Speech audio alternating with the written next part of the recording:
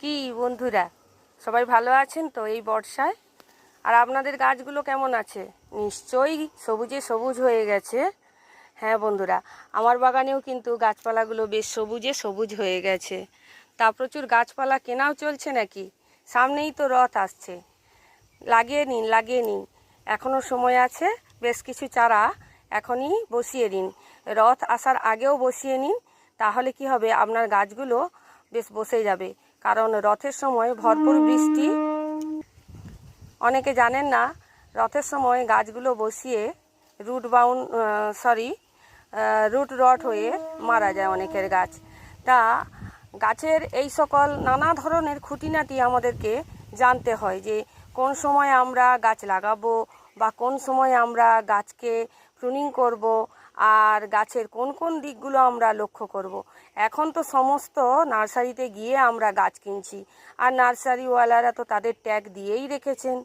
তা এই ট্যাগ নিয়ে একটা কথা বলি, আমরা গাছ কিনছি, নিয়ে এসে লাগিয়েও ফেলছি, কিন্তু ট্যাগটার কথা আমাদের আর মনেই থাকছে না।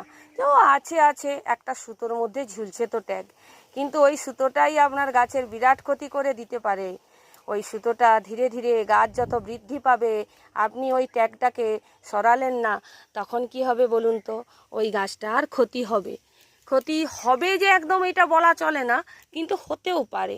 যেমন ধরুন, আমি এই গাছটি এনেছি আমাদের কাকটিয়া, আমাদের বাড়ি থেকে কাছাকাছি 5 কিলোমিটার সম্ভবত দূরে কাকটিয়া জানুবসান বিপিএইচসির পেছনে নার্সারি, সেইখানে এই নার্সারি থেকে আমি এই চায়না লিচুর গাছটি নিয়ে এসেছি।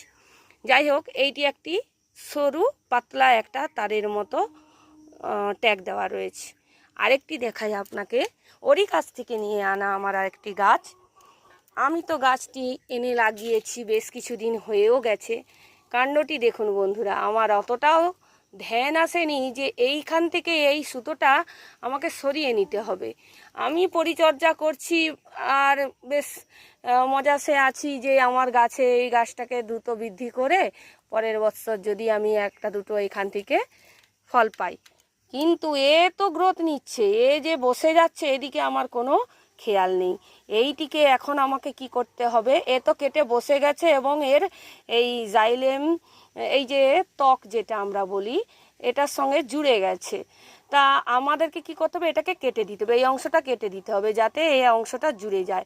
কিন্তু আপনি যদি না করেন, তাহলে এই গাছটি যখন আরও মোটা হবে, তখন কি হতে পারে, এইটি হয়তো কেটে বসে যেতে পারে, তখন আপনার গাছটিকে মারা যেতেও পারে। কেমন